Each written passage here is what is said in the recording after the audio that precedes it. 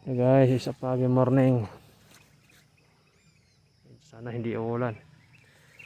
I-spray ako ngayon ng foliar.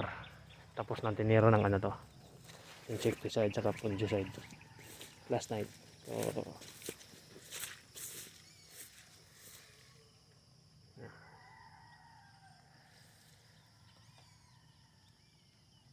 So yung gitna, herbicide ko na lang to pag medyo uminit na.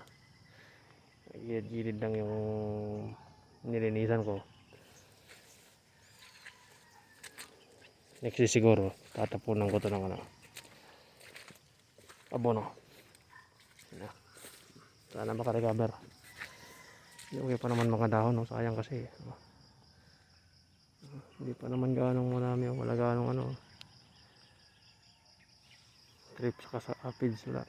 May bulaklak eh, sayang naman kung ano ito. Kunti lang yung ano niya up ito, white flies. Ilalim niya yung abono nung tinapon ko na nakaraan, no? Kunti na lang matutunaw na to. So, baka next day tatapunan ko to na ulit, abono ulit. Titirahin ko to ng foliar ngayon. Sana minute.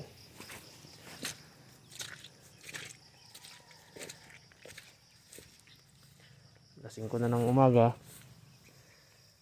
medyo masukal sa gitna, nahakutin pa yan. Tapos nahakot, so pinagtabasan, tapon doon sa dulo, i-sprayhan na lang. Di makapagsiga, di maano eh, di ma lagyan ng ano, gasolina kasi umuulan.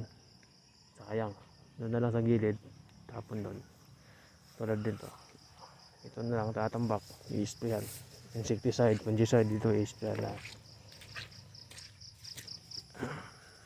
So yan, nakatunaw na ako, nakapag-mix na ako ng foliar. Medyo marami-rami yung ano ko, tinira ko lang foliar, pampakapit ang bulaklak, spreader, sticker, tsaka ano ba to, granular na foliar. So hanggang dito lang muna guys, titirahin ko na to kasi medyo may lakad pa tayo mamaya uminit. Okay guys, disclaimer lang ha, hindi tayo eksperto pagdating dito ha. Hindi ko binibidyohan to para gayahin nyo, for documentation purpose only ito. Titingnan ko kung kaya pa bang pa-recovery talaga. Medyo may gastos konti, sayang kasi.